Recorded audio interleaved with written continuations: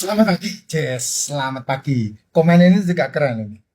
Tak replay komennya Pak Rudi. Air kelapa mengandung kalium tinggi, betul.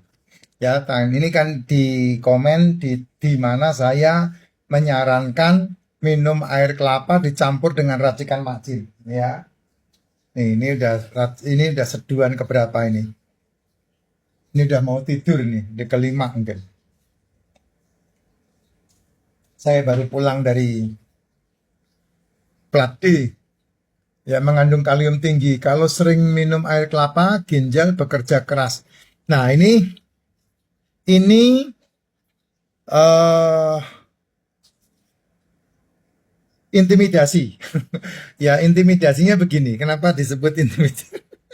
Kamu kalau masalah kalau saya ngebacot ini kan suka-suka saya nih, Jess. Masalahnya, Jess. Jadi kadang kita ini harus nyadar ya. Kalau kamu menjalankan kehidupan sehatmu, kamu jangan berpikir minum ini, minum itu, kena itu, jangan berpikir kayak gitu. Tapi berpikirlah secara wajar ya, berpikir secara wajar supaya informasinya itu berbanding gitu. Informasinya berbanding. Kalau dibicarakan air kelapa, termasuk air kelapa hijau ya, itu kalium tinggi, betul. Tetapi kamu kenapa tidak bicara masalah pisang? Pisang juga memiliki kalium yang tinggi kan?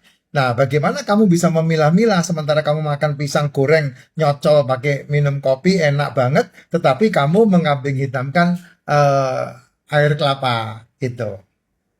Nah, saya mengatakan untuk sebuah pengobatan ya, untuk membuat sebuah pengobatan yang kamu butuhkan untuk membantu kamu memulihkan eh, ini sekali lagi ya bukan konvensional medicine ya, tapi ini bicara masalah fungsional medicine ya. Ini yang saya katakan, ketika kamu meminum racikan macin dicampur dengan air kelapa hijau, itu yang diminta itu bukan kaliumnya, walaupun kaliumnya itu pasti ada di dalamnya, kan nggak bisa dipungkiri kan, itu tetap ada di dalamnya. Tetapi enzim dan elektrolitnya yang di dalam itu bisa menjadi antiinflamasi yang sangat luar biasa, sehingga ketika kamu meminum racikan macin dicampur dengan air kelapa hijau itu bisa menjadi sebuah antibodi dalam tubuh yang membantu kamu memperbaiki fungsi sel dengan baik. Itu yang terjadi di sana gitu. Makanya 7 hari berturut-turut kamu minum itu, bisa diminum pagi hari atau diminum siang hari atau sore hari, itu tidak menjadi masalah. Nah, setelah itu saya katakan, ya setelah 7 hari itu, maka kamu bisa seminggu sekali, sebulan sekali, itu bisa kamu konsumsi. Makanya di dalam setiap VT saya selalu saya katakan, kalau kamu mengikuti pola yang saya sampaikan, harus ada olahraganya, harus ada keringetannya, harus ada olah tubuhnya, harus ada gym, angkat beban, latihan beban, harus ada jalan kaki 10.000 langkahnya. Karena itu yang akan membantu kamu untuk lipo mau bergerak, tubuhmu aktif, sehingga kamu bisa mengantisipasi banyak hal di dalam tubuhmu, terutama yang berhubungan dengan apa? Yang berhubungan dengan penyumbatan-penyumbatan dirilis. Ya, itu penting banget loh. Saya bilang, tidak makan nasi, tidak makan tepung, tidak makan gorengan, tidak makan kangkung, tidak makan buah, tidak makan kue, tidak makan jajanan. Tetapi kamu makan telur, ikan, daging yang dimasak, itu gulanya sama seperti yang kamu tinggalkan. Itu sebabnya cukup dengan telur yang dimasak, daging yang dimasak, ikan yang dimasak, seafood yang dimasak. Itu gula yang kamu butuhkan dalam tubuh cukup. Bahkan berlebih. Karena telur yang dimasak, gulanya itu sampai 300 kali loh. Contoh kayak air kelapa hijau satu gelas. Itu kan kaliumnya bisa mencapai 400 sampai 600 miligram kaliumnya. Sama seperti satu pisang itu. Ya, apa itu? Satu pisang itu apa namanya? Satu sisir ya? Apa itu? Satu buah pisang yang kamu makan itu sama. Nah, ini kan orang-orang nggak menyadari itu, karena Karena dipikirnya, dimakan aja gitu. Dimakan aja gitu. Tapi kamu nggak pernah punya antisipasi yang kamu kerjakan. Nah, itulah kesalahan-kesalahan kita di situ gitu.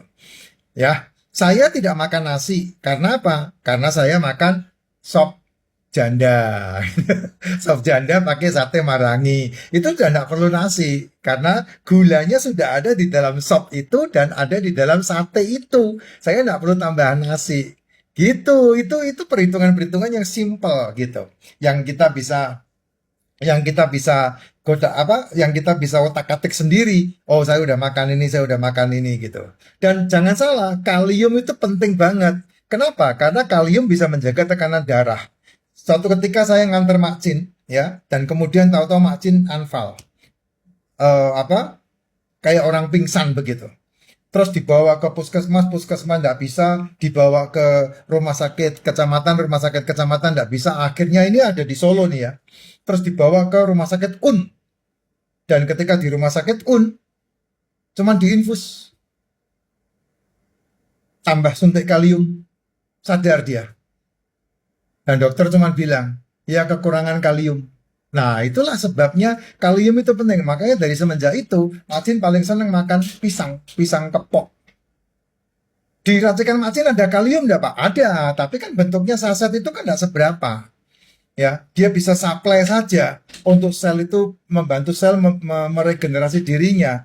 Kebutuhan-kebutuhan itu kan ekstra dalam kehidupan kita sesuai dengan berat badan yang kita punya. Demikian juga kalium itu berguna untuk apa? Menjaga keseimbangan cairan tubuh. Kemudian membantu fungsi otot dan saraf. Penting banget kamu untuk yang punya gerak, ya. Membantu jantung, itu kalium itu. Dan mengurangi efek natrium, garam yang ada di dalam tubuhmu. Itu kalium yang mengerjakannya. Makanya penting juga. Nah, kalau dicampur dengan racikan Makcin, wah itu membantu banget untuk antiinflamasi yang sangat kuat sekali gitu. Kenapa ya? Karena di dalam racikan Makcin memang didesain ketika dicampurkan dengan air kelapa hijau itu membantu banget. Saya sebulan sekali pasti minum air kelapa hijau, air kelapa dicampur dengan racikan Makcin. Itu sebulan sekali pasti saya nyari itu. Kenapa ya? Karena saya butuh gitu. Di dalam penanganan itu kalau kita menjalankan racikan Makcin dicampur dengan air kelapa hijau, maka akan membentuk apa itu? Anti radang atau menghidrasi tubuh sehingga tubuh ini kamu bisa dalam posisi badan kamu capek terus kemudian kurang fit, nah kamu minum itu, nah kalau kamu punya kanker-kanker gitu ya, penyakit-penyakit yang berhubungan dengan internismu, itu yang berhubungan dengan sel itu bagus banget gitu. Kemudian satu lagi, saya kan seringkali mengajari kamu untuk minum MCT, makan lemak. Nah, racikan Makcin dicampur dengan air kelapa hijau juga itu membantu lambung, membantu empedu. Manfaatnya sangat banyak sekali. Dan kemudian ketika kekurangan cairan, elektrolitnya, antioksidannya itu membantu recovery-nya cepat sekali. Ini racikan Makcin yang dicampur dengan air kelapa hijau. Tidak boleh dimasak ya. Air kelapanya tidak boleh dimasak. Rusak kelapanya, rusak enzimnya. Jadi nunggu racikannya ini udah adem kayak begini nih, ya kayak begini ini. Nah, kamu bisa campurkan langsung air kelapa hijau sehingga bisa langsung diminum. Satu hari satu aja, nggak usah banyak-banyak. Sehingga itu juga bisa membantu tekanan darah menjadi lebih baik lagi. Ya, simple sekali. Simple sekali untuk itu bisa dimainkan. Nah, kalau berhubungan dengan ginjal, ya memang orang-orang yang cuci darah itu kan sudah mengalami permasalahan ginjalnya yang bermasalah. Ya, kamu nggak bisa banyak-banyak untuk main ke sana karena nanti ginjalnya bekerja lebih keras lagi. Gitu. Makanya dibarengi dengan tidak makan 18 jam. Tidak makan 18 jam. Orang yang paling buandel itu bukan orang yang kanker dan jantung. Orang yang paling buandel itu orang yang kena diabetes, yang cuci darah. Kenapa? Ya karena darahnya dikeluarkan dari tubuh itu udah ketakutan mau matinya tinggi sekali. Ya. Gitu. Ya, kamu nggak makan 18 jam. Itu yang saya ajari kan. Sehingga ketika kamu minum racikan Makcin dicampur dengan air kelapa hijau, aman, nggak ada masalah. gitu. Cukup aman untuk yang bermasalah dengan ginjal juga. Gitu. Kecuali kamu pagi makan, siang makan, malam makan, nah itu saya tidak akan menyarankan buat kamu.